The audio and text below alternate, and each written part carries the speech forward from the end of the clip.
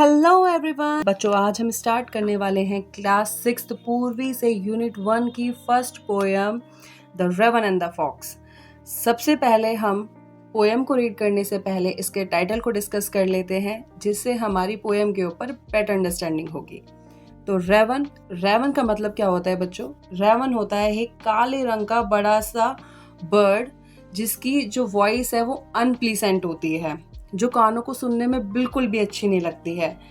It is like a crow but not exactly. ये crow जैसा होता है, कोए जैसा होता है, बट कोआ नहीं होता है। फॉक्स फॉक्स तो बच्चों आपने बहुत कहानियों में सुना ही होगा फॉक्स के बारे में। तो फॉक्स कैसा जानवर है? फॉक्स एक चतुर और चालाक जानवर है, बहुत ही कनिंग है। ठीक है, तो फॉक्स के बारे में हम इसमें आगे भी पढ़ते हैं। उसको पढ़ने से पहले आपको यहाँ पे कुछ एक्टिविटीज़ दी गई हैं। सबसे पहले हम उसको डिस्कस कर लेते हैं। तो यहाँ पे आपका फर्स्ट क्वेश्चन है, we know that frog croak, did you know that ravens also croak? क्या तुम्हें पता है कि रेवंस भी क्रोक करते हैं? तो सबसे पहले हम क्रोक का मतलब समझते हैं बच्चों। क्रोक का मतलब होता है कर्कश, कठोर, अप्रिय, मतलब ऐसी आवाज़ जो कानों को सुनना बिल्कुल पसंद ही ना हो। ठीक है, अब जैसे फ्रॉग कैसे क्रोक करता है बेटा? फ्रॉग की जो आवाज़ होती है वो टरटराते हैं, फ्रॉग की आवाज़ भी सुनने में अच्छी नहीं लगती। क्रो कैसे करता है? जब क्रो छत पर बैठ के काँव काँव काँव करता है, तब उसकी आवाज़ को सुन के भी हम कहते हैं यार इसको चुप कराओ, कोई इसको उड़ा दो। ठीक है, तो ऐसे ही रेवन की जो वॉइस है वो भी कैसी होती है? क्रोक होती है। ठीक है, तो इसका हम आंसर लिखेंगे, yes raven also croak, this is a common vocalization for them, much like how frog crow. ठीक है, सेकंड वाले पे देखते हैं। आपको सेकंड वाले में पूछा है, which animal is shown to be cunning in stories, circle the correct answer. कि तीन आपको जानवर के नाम दिए गए हैं, इन तीनों में से कौन सा जानवर आपको कनिंग लग रहा है? कनिंग का मतलब होता है चालाक, चतुर। चतुर जानवर आपको कौन सा लग रहा है दिखने में, और उस पे सर्कल करो। तो पहला वाला है आपका टाइगर। बेटा टाइगर का जो बारे में बताया गया है, टाइगर बहुत ही स्मार्ट, स्ट्रॉन्ग, इंटेलिजेंट जानवर है। ठीक है, तो टाइगर तो नहीं है। दूसरा वाला है आपका फॉक्स। फॉक्स के बारे में जैसा कि सब लोग जानते हैं, फॉक्स कैसा जानवर है? कनिंग। तो हमारा इसका आंसर है कनिंग। ठीक है, थर्ड वाला बेयर। बेयर कैसा होता है? बेयर होता है काइंड ऑफ लेजी। ठीक है, तो यहाँ पे आपकी ये एक्टिविटी थी, ये आपकी खत्म हो जाती है। अब हम यहाँ पे अपनी शुरू करेंगे पोएम। पोएम है आपकी, पोएम को रीड करते हैं सबसे पहले, फिर इसको वर्ड टू वर्ड समझेंगे, स्टैंजा बाय स्टैंजा समझेंगे इसको।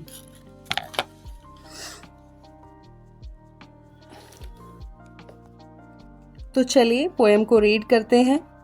Mister Raven was perched upon a limb, and Reynard the fox looked up at him.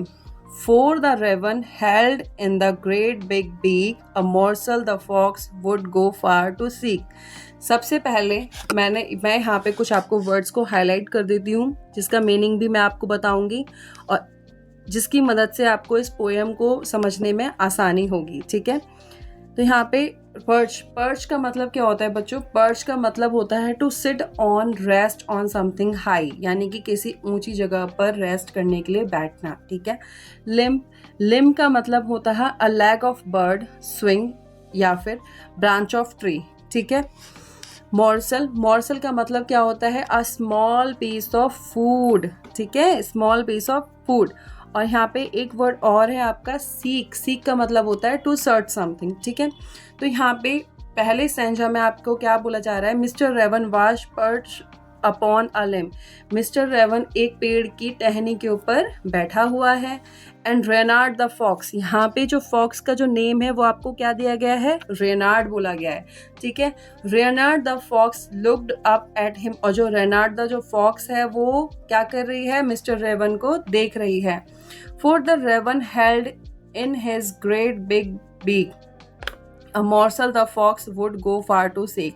किसको देख रही है? कि एक रेवन ने अपनी बड़ी सी चोंच में खाने का टुकड़ा लिया हुआ है, जो उस चालाक लोमड़ी को चाहिए, और वो उसको उस टुकड़े को पाने के लिए किसी भी हद तक जा सकती है। ठीक है, said the fox in admiring tones, my word sir Raven you are a handsome bird. तो जो लोमड़ी है वो रेवन की तारीफ करते हुए कहती है, माय गॉड सर रेवन, आप कितने हैंडसम बर्ड हो। ठीक है, अब यहाँ पे आप बताओ कि रेवन सच में बहुत हैंडसम बर्ड है? सोचो, रेवन कैसा है दिखने में? एक बड़ा सा काले से रंग का एक बड़ा सा बर्ड है। ठीक है, क्या वो क्या ना देखने में हैंडसम होता है? अब यहाँ पे जो लोमड़ी है वो देखो उसके साथ चालाकी कर रही है। ठीक है, such feathers if you would only sing, the birds of these woods would call you king। बेटा woods का मतलब होता है जंगल। ठीक है, तो यहाँ पर अब जो लोमड़ी है, जो रेनार्ड है, वो मिस्टर रेवन को बड़ी तारीफ करते हुए क्या नाम है उसको फ्लैटरिंग यानी कि उसकी चापलूसी करते हुए उसको बोल रही है कि माय वर्ड का मतलब यहाँ पे हम माय गॉड बोल सकते हैं। माय गॉड सर रेवन कि आप कितने हैंडसम बर्ड हो। माय गॉड आपके कितने सुंदर पंख हैं। If you would only sing, अगर आप गाना गाओगे, the birds of these woods, इस जंगल के जितने भी पक्षी हैं, वुड कॉल यू किंग, वो आपको राजा बुलाएंगे। ठीक है, अब हम इसकी सेकंड कंप्लीट होता है। अब हम इसके थर्ड स्टैंजा की तरफ देखते हैं। थर्ड स्टैंजा इसका क्या कहता है? The Raven who did not see a joke forget that his voice was just a croak, he opened his beak in the foolish pride and down fell the morsel the fox had eyed.